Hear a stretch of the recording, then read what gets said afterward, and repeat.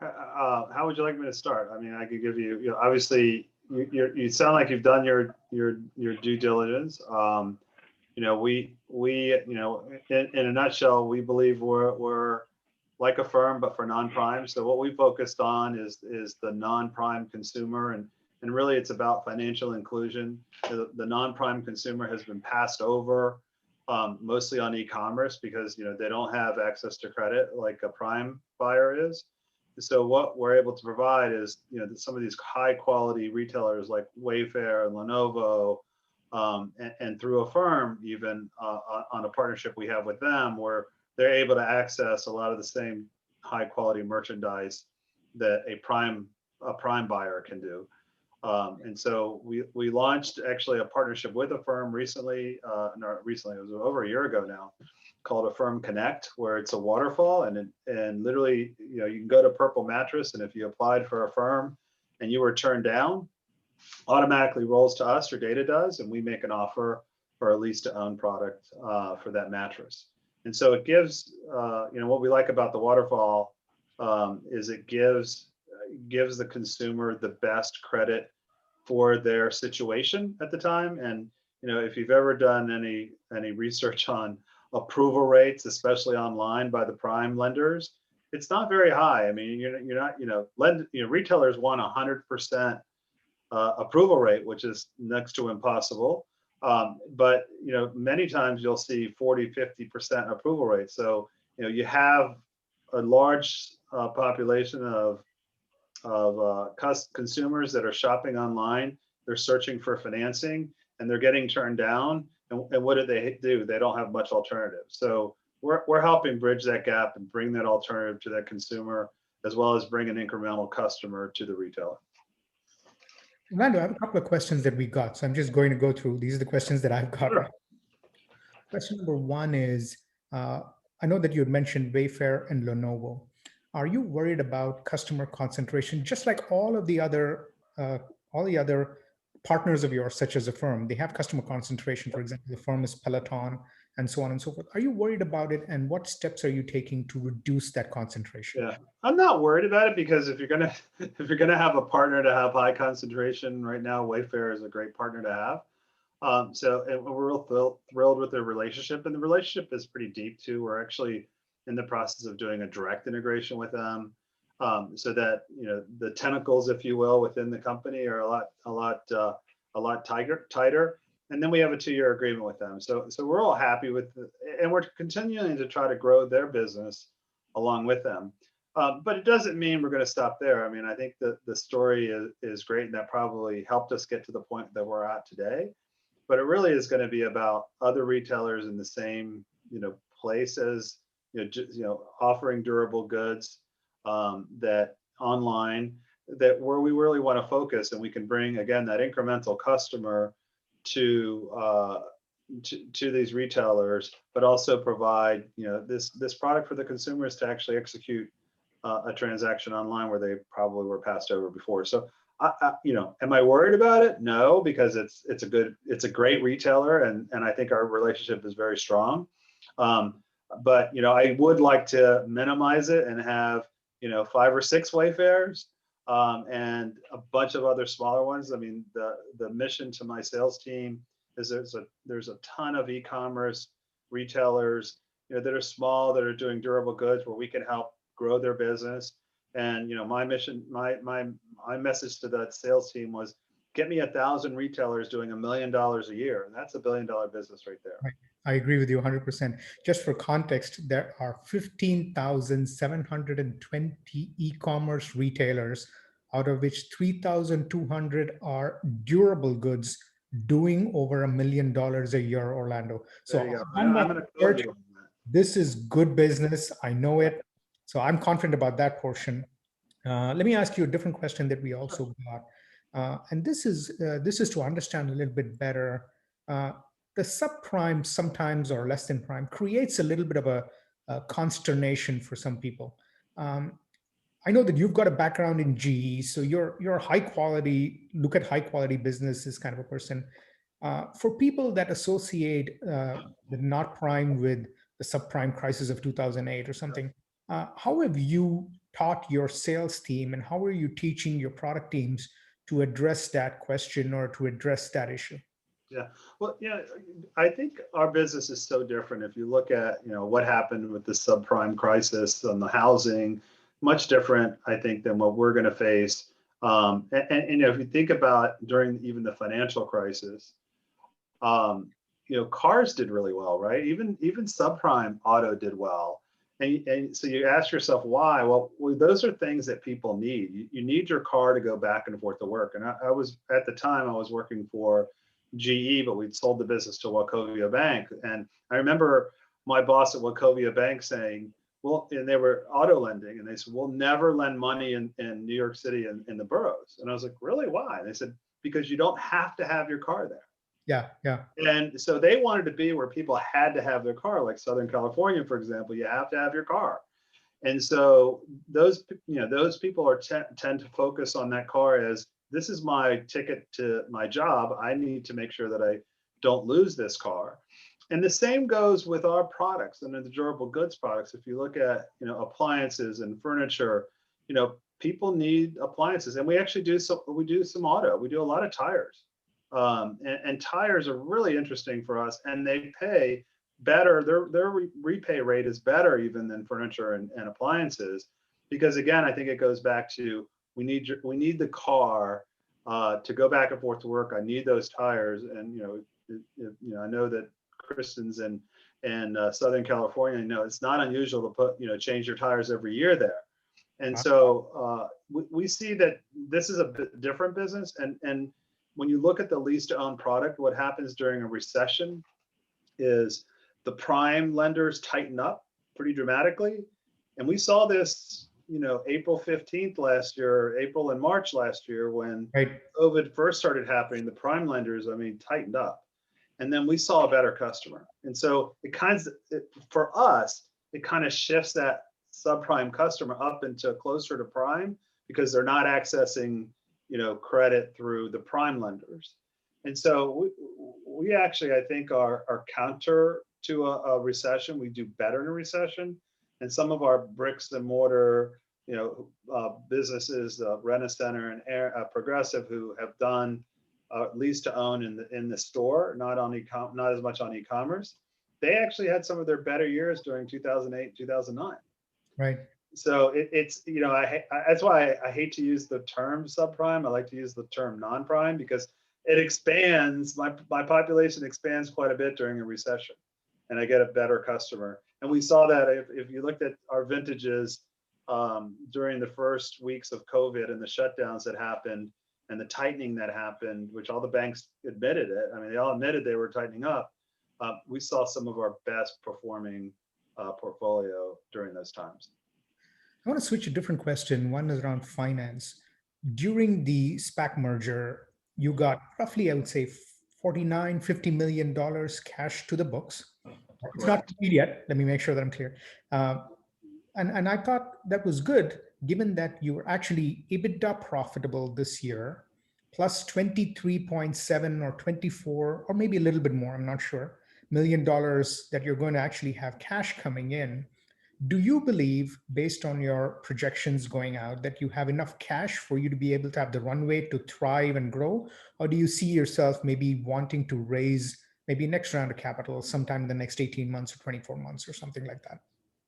Not really. We have a lot of runway for growth. We have a lender who has supported us, very, very strongly. So if we need access to capital, I think we'll have. Right now we have a lending agreement where it's a warehouse agreement that literally can expand up to 250 million. Right. But yet, because the way that our leases churn pretty quickly, right? We get, our average term is about 7 months because people pay off early.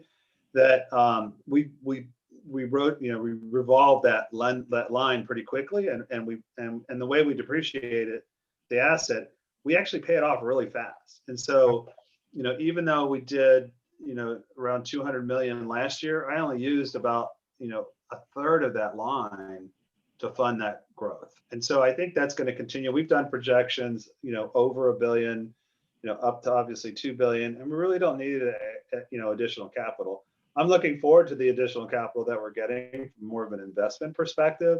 How do we grow the business? How do I look at, are there other products that we can offer this consumer base to help them again on the financial inclusion mission, and really getting them the products that they need, and not just limited to durable goods. So we're pretty excited about our future from that standpoint, and the additional capital. And it's not just to fund the growth. I think funding the growth is almost to a point of getting to be self-funded. Another question I get from a lot of people is, that there's been this fintech in the broad world of fintech. You guys fit into fintech as well, financial technology. Right, sure. There have been people, for example, such as the new age banks, the Chimes of the world, and the SoFis of the world. And then you have the buy now, pay later folks, such as a firm, such as yourself, Afterpay, etc. Do you see yourself starting at buy now, pay later, expanding from a vision perspective? Or do you say, you know what, right now, buy now, pay later is less than 1% of just e-commerce, forget about retail, just right.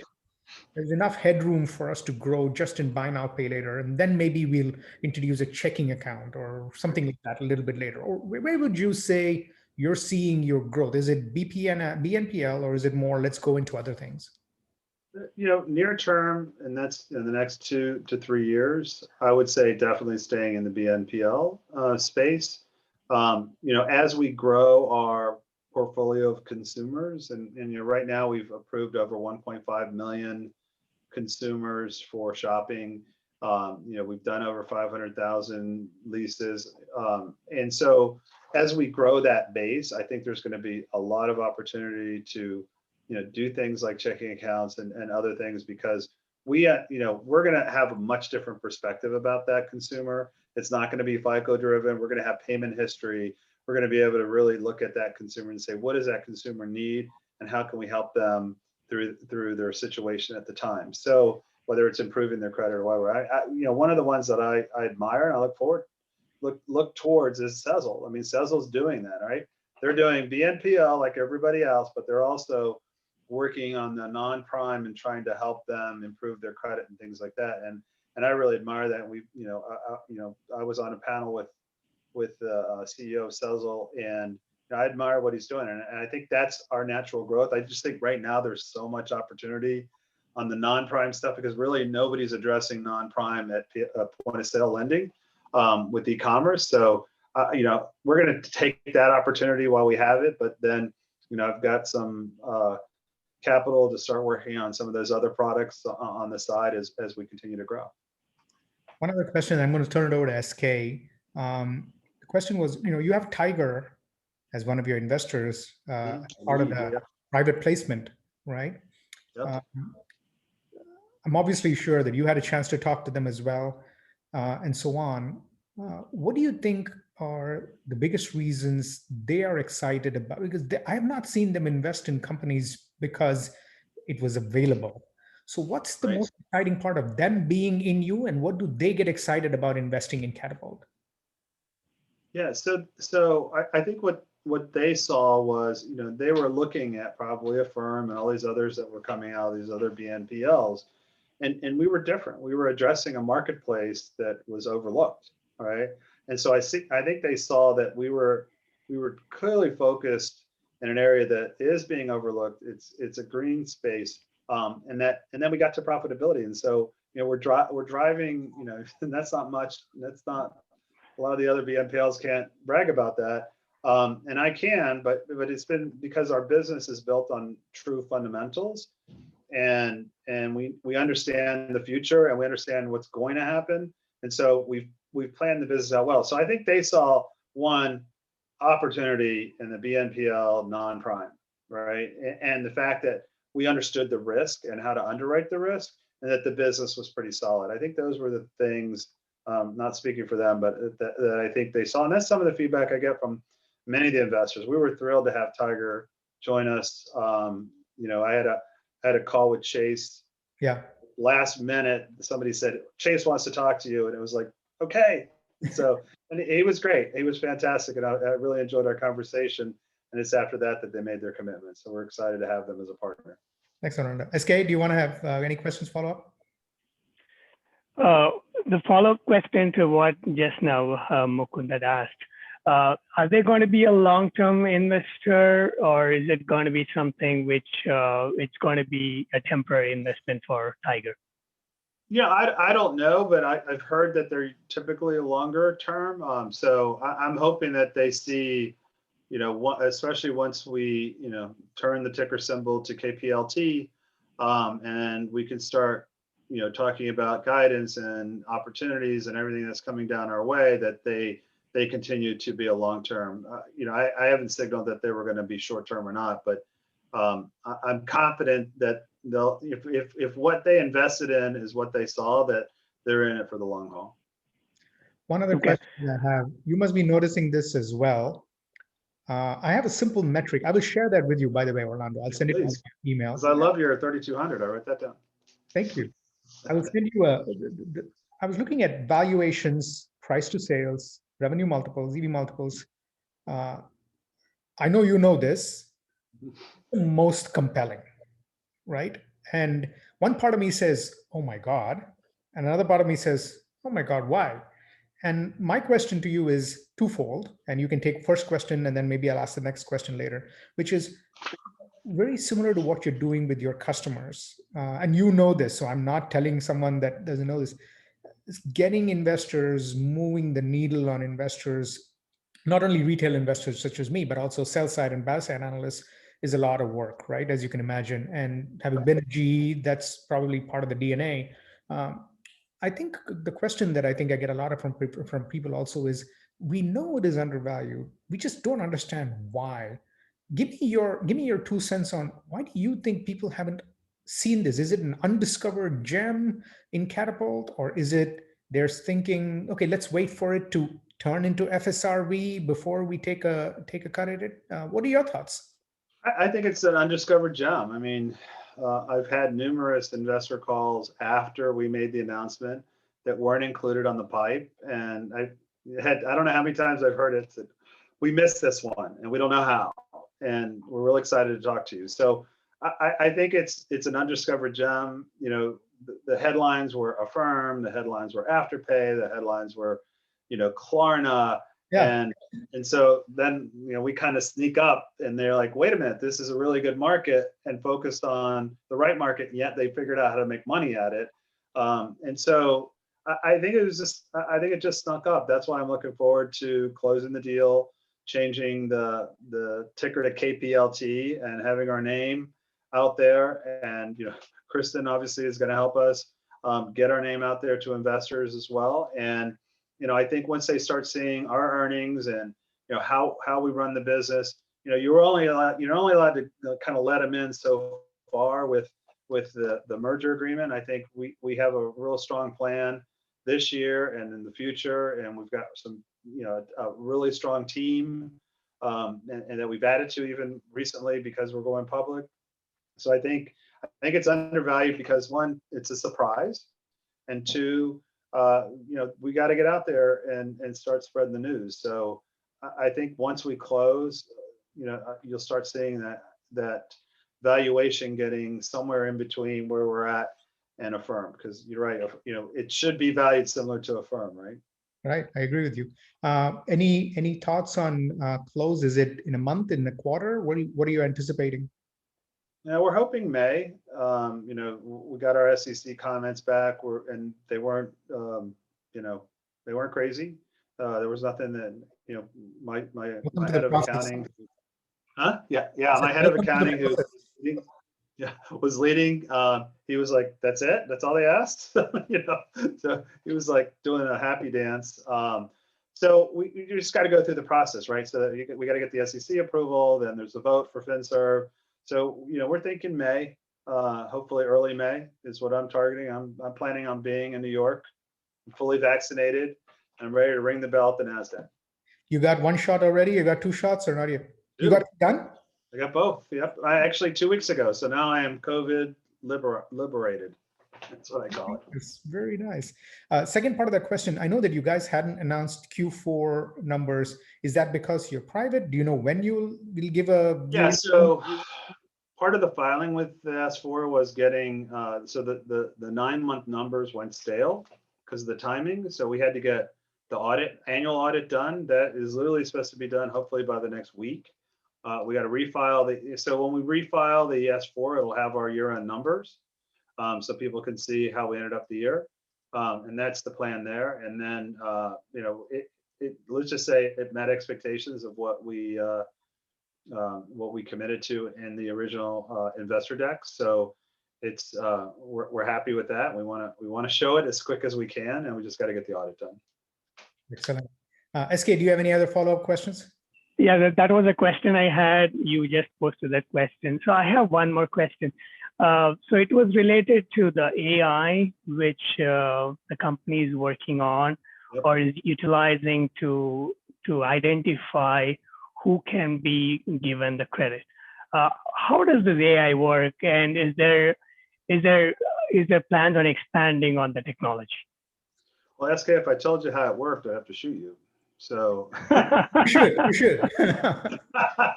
No, in 2017 when I joined, that was one of the things that I enjoyed about this company, is that the AI and the machine learning was really probably ahead of the other companies that I work for, let's just say. And we've continued to improve it. It really has helped our underwriting. Like if you look at, if you were to pick up the phone and ask Wayfair what are our approval rates, they'll say they dramatically improved in the last year. And it wasn't because we opened up the funnel, because we didn't. And we're very conservative around doing things like that, because you can't take it back once you open it up, right? So and our approval rates have continued to improve across the board because our models are continuing to get better. And so it really has helped us hone in on what are the important attributes of different scenarios. I mean, we have Wayfair and we have Lenovo, two different kind of customers coming at you. And because we have the cart data, we have even more data that we can analyze, and our machine can underwrite and figure out what is important. So somebody buying a couch, for example, at Wayfair may get a little higher credit line than somebody buying a 65-inch TV at PC Richards. So we're able to get real specific and I think real tight around the type of consumer that's coming to us. Our biggest issue is fraud and identifying the fraud, because online it's easy. It's much different than in a store. So first we focus on fraud, then we focus on how is this person more likely to pay us or not, and those models have just continued to improve, and it's really a credit to my risk team and how they've developed our models. And again, that's with using AI and machine learning to really improve how we underwrite every individual customer. I've got one last thing that I think would be good. I'll send you an email on this, Orlando. Not a question. Sure. This is just something that because I've been in the market and I've known Wayfair, we used to compete with them. Two companies you should probably get somebody in the sales team to look at: Floor & Decor. I don't know if you've already discovered. Yes. Yeah, they're more offline than online, but durable consumer goods, one of the faster growing ones. Right. The other one that I think would be interesting for you guys is Houzz, Houzz. I've heard of them, but I don't know where. Houzz is an online design-led interior decoration is where they started. Oh, but okay. Now their marketplace of products has dramatically grown. So they're a marketplace. People come there because they want to learn about new designs. They want to find new contractors. But now they've started offering products as well. One of the faster growing durable goods marketplaces that I'm familiar with. Both of these, I think, would be, and what I do is, what I would want to do is actually connect you with one of the friends of mine who works at Houzz, or in your organization, follow up with them. Sure. Because you know that this would be something that would be very valuable for the consumers. The things that I'm seeing, Orlando, which are the same things you're seeing, 4.5% unemployment by the end of the year is what has been promised. Right. There are more people who are non-prime that are going to get back their jobs. There are more people who are not able to buy homes because prices are high. Real estate market is heating up. that bodes well for you guys in a lot of ways for the next 3 years at least, right? Yep. Minimum, it's 3 years. You're going to do extremely well, which is why I like the focus just on buy now, pay later, non-prime first, and then expand from there. But this was terrific. Thank you very much for this. Appreciate the time, anytime, and you've got my email address. So yes, please feel free to introduce me and any other data that you want to share with me. That would be great. I will go ahead and introduce you also via email to 4 of my frequently visited sell-side analyst firm friends. Okay, there we go. I will ask them to follow up with you because I want to see some very good data-driven reports from them as to why they're missing Katapult versus, I'm sure they're covering all the other companies, but if they miss this one, I'm going, yeah, you're probably not being comprehensive enough. But Christian, you had something to say, my friend. No. I was just looking. Something popped up on my window. I wasn't sure what it was. Christian was going to say something. I was just going to say thank you. I appreciate the time. And I don't know, Kristen was going to say something. Is Kristen going to say that? No, I was just going to say thank you. I appreciate the time as well. And if you need anything else, just let us know. Absolutely. It's so nice to talk to somebody that's done their homework and they know exactly where we're at. It really is a breath of fresh air. We appreciate it. Appreciate it, Ron. Absolutely. Talk to you soon.